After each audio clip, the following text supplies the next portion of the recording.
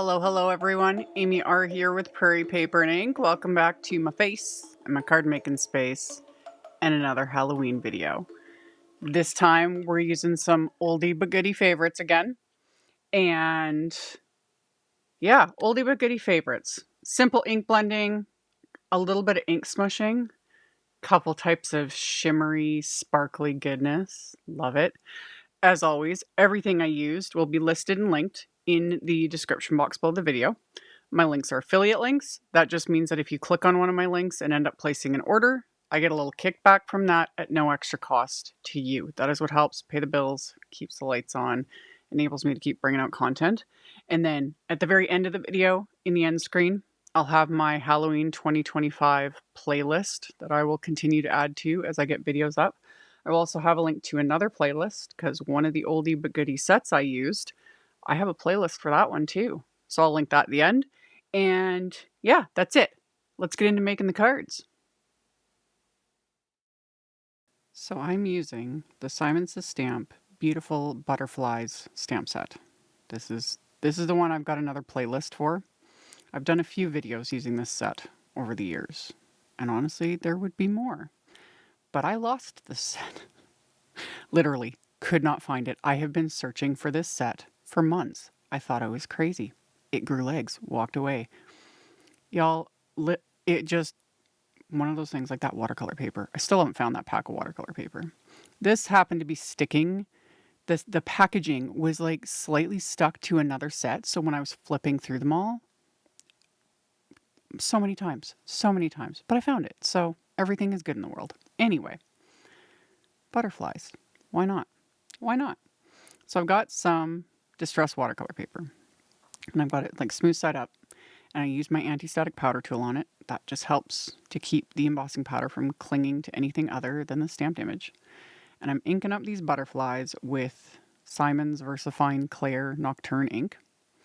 And you don't need to heat emboss these, honestly. With everything I'm doing, like they don't need to be heat embossed. The heat embossing just gives it that, raised, shiny finish. So it's just a little extra something. So after stamping it, I'm coating it with Simon's clear embossing powder.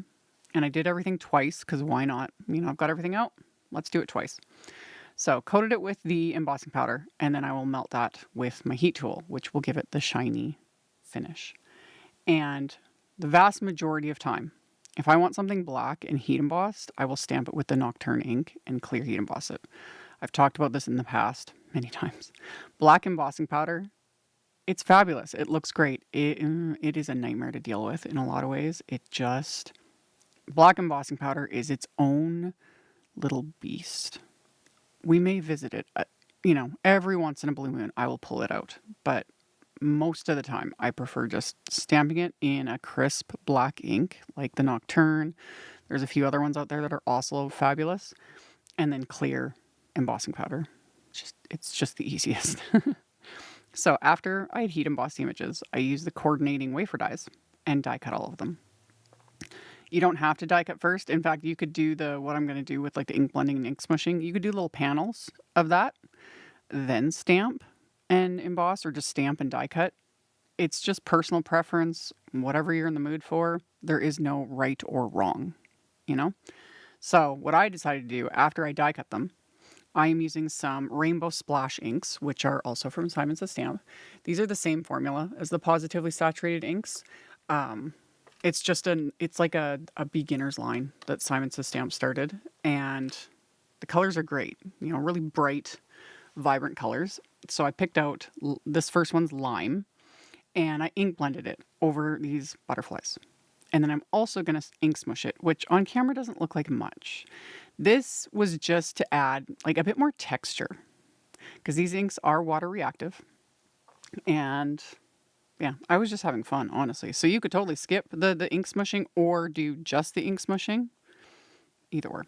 The thing to always remember is because these images were heat embossed, there is ink sitting on top of that heat embossing. And I'll get to that in a second. So I just use a stamp storage sleeve. Again, many ways to do ink smushing. I've shown a bajillion ways on my channel. Sometimes I use a nonstick craft sheet. Sometimes I use this ink sleeve. whatever floats your boat. So I use the stamp storage sleeve. I keep this one. This is like my ink smooshing sleeve.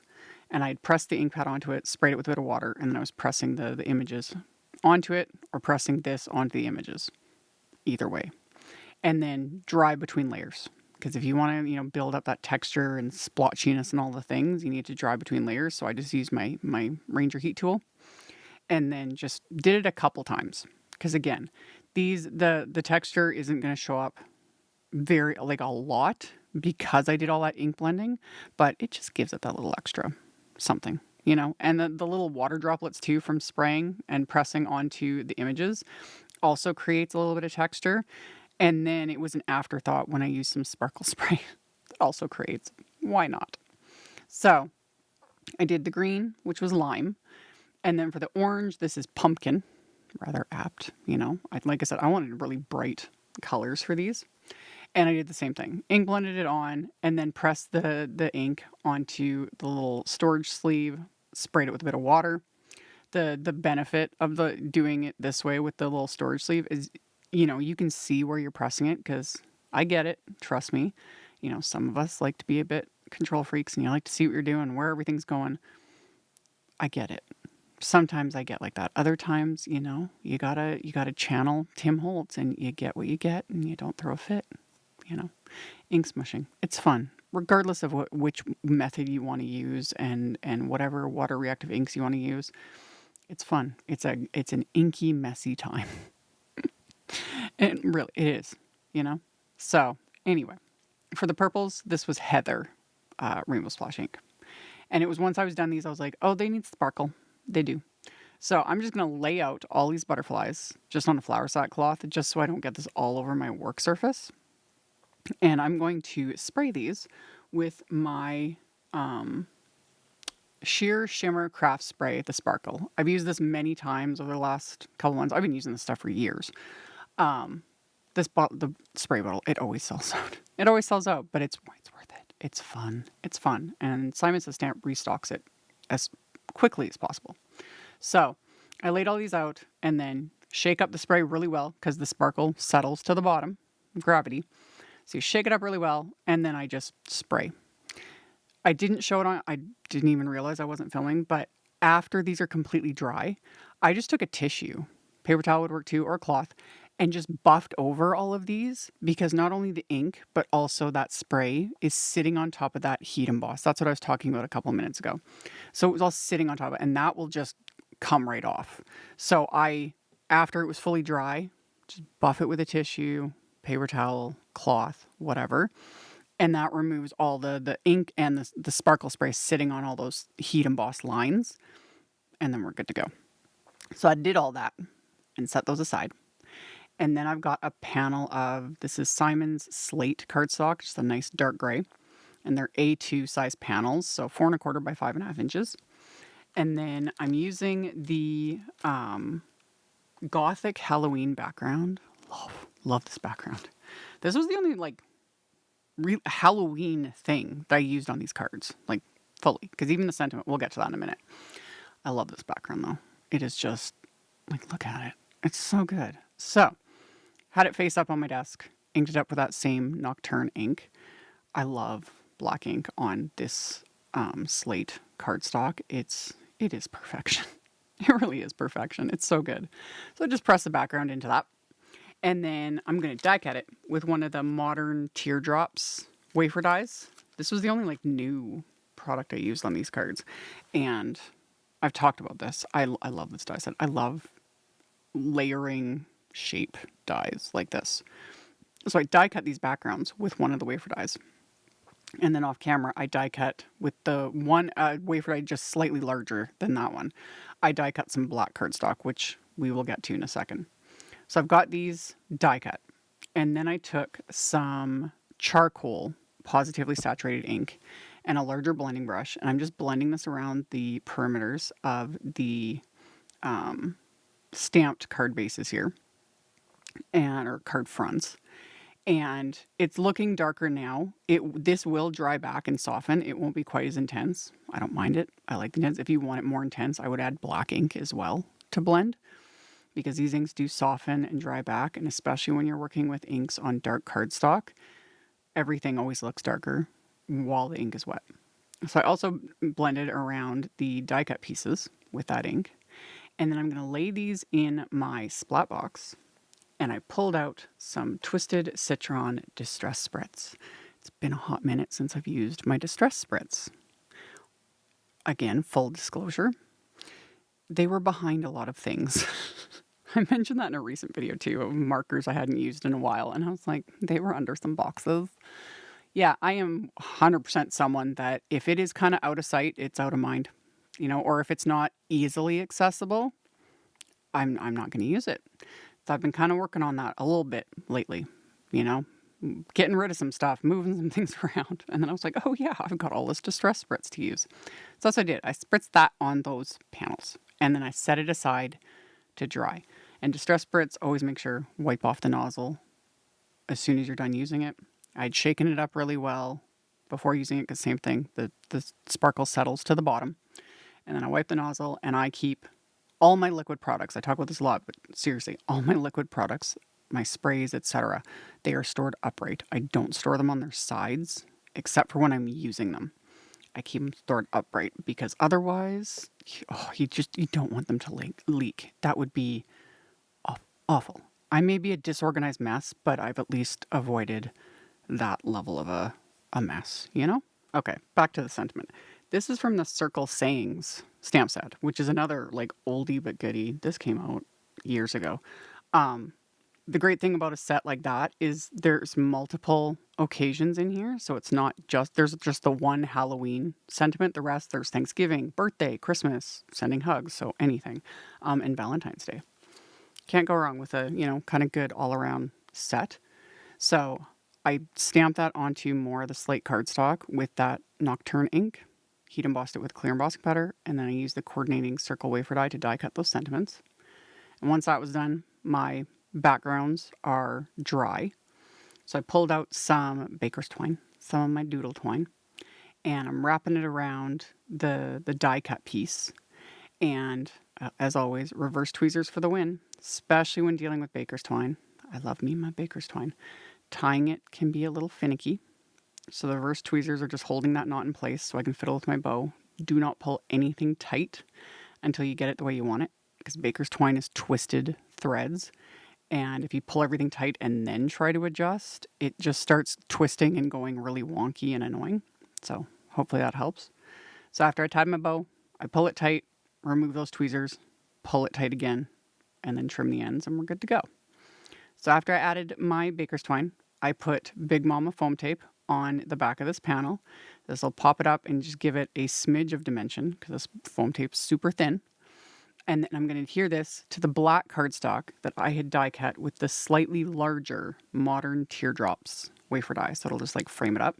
And then I'm going to adhere that to what's left over of the background piece. So now you won't see that hole there. And that just creates the background. So after I got that adhered, I'm going to adhere my butterflies with liquid glue as well, and kind of zhuzh up the wings just a bit, just kind of curl them out with my fingers. Another thing you do that I've shown in other videos is popping little bits of foam tape or little thin foam squares under the wings to ensure that they stay popped up. I didn't bother with that this time, but you totally could. And then the sentiments, I was going to leave them off to do the splatter, but then I just decided to stick it on. I'm I think for the most part, at this point, for the bajillion times I've splattered things, I'm fairly confident with where the splatter is going to go within reason. You can't fully control it, but I'm fairly confident. So with this one, I was like, I can mostly avoid. I don't mind if some gets on the sentiment. If I've shown in other videos, if I'm really concerned, I will, I would have die cut another circle from just a scrap piece of paper and mask that off, or laid the stamp over it, clean stamp off, lay that off over, and that will mask it as well. It just depends. But this time I was like, they're Halloween cards. They're fun. Let's do it. So I used Simon's splatter medium, the Pawsitively Perfect white splatter medium. I stirred it up really good with one of my little palette knives. and then used my little fan brush. Had these laying in my splat box, and I had splatter. I have one little butterfly left over, so I stuck that in there as well and added splatter to it so it wasn't lonely. So it also had a little bit of extra texture added to it, and then splattered away. And then same thing. I set these aside to let that dry. And while that was drying, I cut a sheet of that slate cardstock in half so that I have 2 card bases. These are top folding A2 size cards, so 4 1/4 by 5.5 inches. On the insides, I put my Post-it tape right at the score line so I don't get ink past the score line.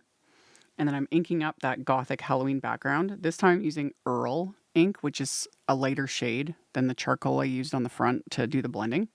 And again, this looks a lot darker when I first stamp it, but this will soften and dry back a bit and be a little bit lighter. And this cardstock, even though it's a dark gray, it is still light enough that I can use a black pen and write on the inside, and I don't have to worry about it. Another option is to use a gel pen, an opaque gel pen. That'll show up on dark cardstock. Or if it's really dark cardstock and I just am in the mood, I'll cut a piece of like white cardstock to line the inside.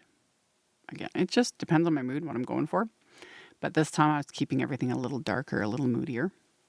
So after stamping the insides, I adhered the card fronts to the card bases, and then adhered those little butterflies to just finish off the insides. And then as my final little bit of embellishment, I pulled out these sour apple bubbles from Trinity Stamps. They went with the lime ink, So I'm going to sprinkle a few of these onto these cards. And once I'm happy with the placement, I just pick these up with an embellishment wand and then glue them down with the liquid glue. And yeah, they're sort of transparent, but also they have that like iridescent coating to them. They're so pretty.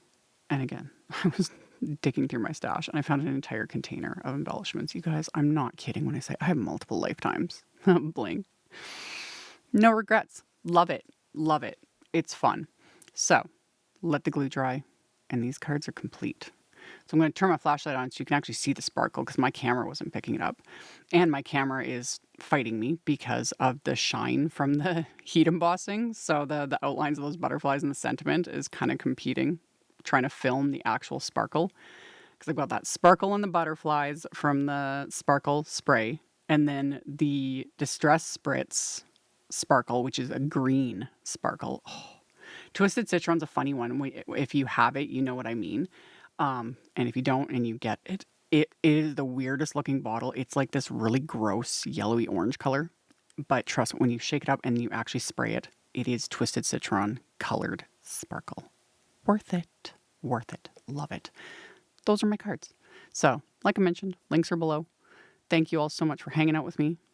Hope to see you very soon in the next video, and I'll catch you later. Bye. Thank you so much to my amazing Patreon supporters. For anyone that might be interested in joining my Patreon community and supporting me, the link to my Patreon is in the description box below the video. For everyone else, as always, thank you all so much for taking the time to watch my videos, for thumbs upping, commenting, subscribe if you haven't, I'd love to have you. And here's a couple other videos for you to check out in case you missed them. Bye!